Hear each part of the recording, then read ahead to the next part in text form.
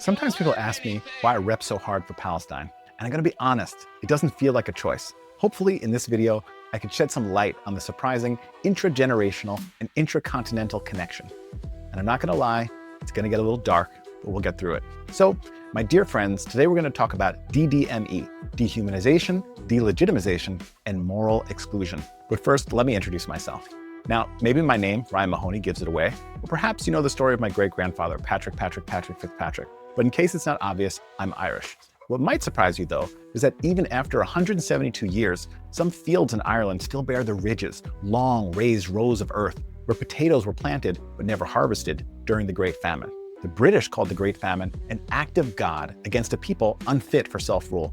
And although the British still control Northern Ireland, it took 700 years for the rest of Ireland to shake off arguably the world's most notorious colonizer, who inflicted violence, dispossession, and cultural suppression on the Irish people.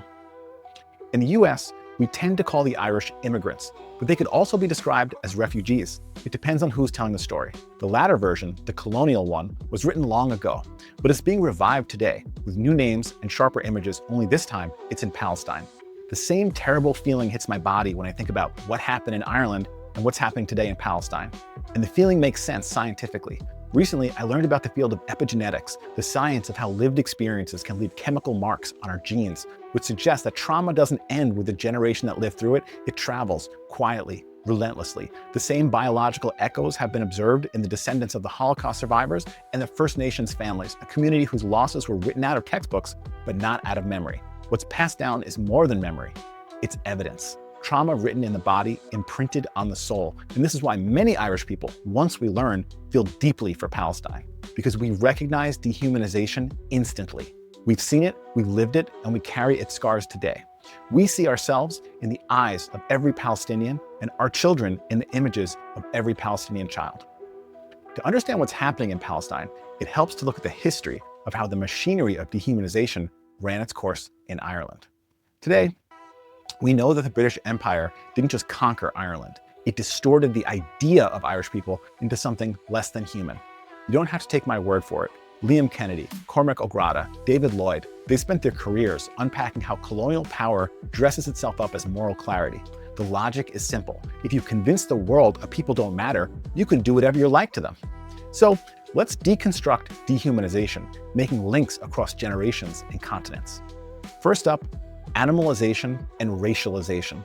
In 1848, Punch magazine published a cartoon of an Irishman drawn as an ape-like caricature, wild hair, low brow, club in hand. Not a satire about manners, but a signal. This was not a man, this was a threat. Around the same time, British scientists were measuring skulls and cataloging features, defining a Celtic race they called violent, irrational, and inferior. Later, during the Great Famine, British officials referred to the mass starvation not as a crisis, but as nature's remedy. Dehumanization wasn't a consequence of colonization, it was policy. Now, today, imagine an Arab father reading a bedtime story to his child. A simple scene, ordinary. But in the popular imagination, it's non-existent. What we are shown instead are images that collapse identity into threat. Arab becomes Muslim, Muslim becomes terrorist. The association is automatic, yet the reality tells a different story. According to both the FBI and the Department of Homeland Security, most domestic terrorism in the United States is carried out by far-right extremists, often white, often Christian. But we don't ask whether whiteness or Christianity is to blame. Next, religious delegitimization. In 1649, Oliver Cromwell's army laid siege to Drogheda. What followed wasn't called a war crime because the concept didn't exist yet, but it fit the bill. Soldiers slaughtered civilians, including priests, women, and children, under the banner of divine judgment. A few weeks later, it happened again in Wexford. Cromwell, a religious extremist, said it was God's will. Parliament would later pass laws to make it permanent. The Act of Settlement and the Act of Adventurers stripped Irish Catholics of 80% of their land.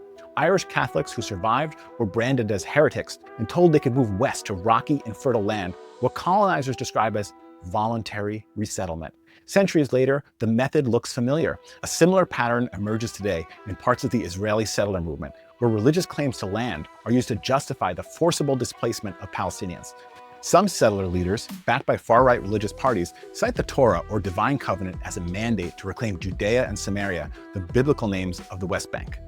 This theological framing underpins policies that seize Palestinian homes, retroactively legalize settlements, and deny Palestinians equal rights, not as an unfortunate policy outcome, but as the fulfillment of a religious destiny. Some settlers refer to this as redeeming the land. In both cases, religion becomes a shield for supremacy, not simply a source of identity, but a justification for who belongs and who doesn't. When theology is used this way, it's not about God, it's about power. In this narrative, Palestinians, many of whom are Christian, but most of whom are Muslim, are not portrayed as people, but as problems. Ask someone today what comes to mind when they hear the word Islam, and the association is often violence. So let's check. The Quran, according to textual analysis, contains fewer references to violence than the Bible. And those that do exist are typically framed as acts of self-defense. Muhammad, the central figure of Islam, was known for his gentleness. The best among you, he said, are those who have the best manners and character. I'm not here to apologize for Muslims. I don't need to. The record speaks for itself. Algebra, algorithms, astronomy, architecture, modern medicine. In field after field, Muslims helped lay the foundation of the modern world. If anything, history owes them thanks. But somehow, the media keeps reaching for the old colonial narrative.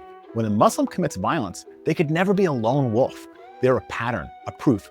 Just like they once said of the Celtic race, violent, irrational, and inferior, Muslims today are framed as threats. Next, economic and moral exclusion. The Irish famine is often described as a natural disaster. It wasn't. It was a political one. While over 1 million people starved, Ireland exported enough grain, butter, and livestock to feed its population several times over under British guard. The British upheld economic policies like the Corn Laws, which kept prices high and let landlords evict starving tenants, burning their cottages behind them. The term coffin ship was born then, not as a metaphor, but as a grim expectation. Over 1 million died, 2 million fled. British landowners claimed nearly all the arable land. What the history books call a famine, many now call genocide by neglect. A century later, in another part of the world, a population was displaced under very different but also familiar terms. The Palestinian Nakba, or catastrophe, unfolded in 1948 as the State of Israel was formed. An estimated 750,000 Palestinians fled or were expelled from their homes. Some left under threat, others under gunfire. Villages were emptied, olive groves seized, land deeds invalidated by new laws. The houses did not disappear, they were reassigned. The maps were redrawn. The justification was not unfamiliar. Arab villagers, Israeli leaders claimed, had left voluntarily. The present echoes. Gaza, under Israeli blockade since 2007, has been described by the UN as unlivable. The West Bank is crisscrossed with checkpoints and a permit system that inhibits daily life and economic growth. Houses are still being taken, maps are still being edited, and now the International Criminal Court is trying to hold Israel accountable for a plausible genocide. From the US perspective, it might resemble another case of genocide by neglect, if, of course, we weren't supplying the bombs. Last but not least, cultural delegitimization. One of the quieter weapons of colonial rule is the destruction and appropriation of indigenous culture. In Ireland, the British administration erased the Irish language, not through overt bans, but through schooling. English was mandated as the medium of instruction. Irish was forbidden. Children who slipped into their mother tongue were punished with a tally stick, a piece of wood worn around the neck, notched for every Irish word spoken. At the end of the week, the number of notches might correspond to beatings. To erase a language is to suggest it has no place in the future. The British once banned the Irish harp, which was a symbol of rebellion, banning harpists and destroying harps, only later to stitch it into their royal coat of arms with its original symbolism of Irish sovereignty and resistance washed away. There are echoes elsewhere. Palestinian cultural expression, like its Irish counterpart, have often been absorbed or renamed. Walk through the aisle of an American grocery store and you may find Israeli hummus, Israeli couscous, and more recently, Israeli za'atar. The packaging is bright, familiar, and unremarkable, the history less so. Za'atar, a blend of thyme, sumac, sesame, and salt, is ancient and Arab in origin. Palestinian families have harvested wild za'atar for generations. Today, some face restrictions under Israeli environmental laws and barriers to land access. Meanwhile, the same product, rebranded as Israeli, moves freely across borders. The more serious erasure, though, is about the people themselves. The phrase, a land without a people for a people without a land, widely cited in early Zionist discourse, suggests not merely a political project, but a psychological one. Today, this phrase is often misunderstood as denying the physical existence of Palestinians, but early Zionists were well aware of the presence of Palestinians. They were denying that Palestinians were people. The land was inhabited by Arabs, not people. This rhetorical maneuver is not new. The British also used it in Australia.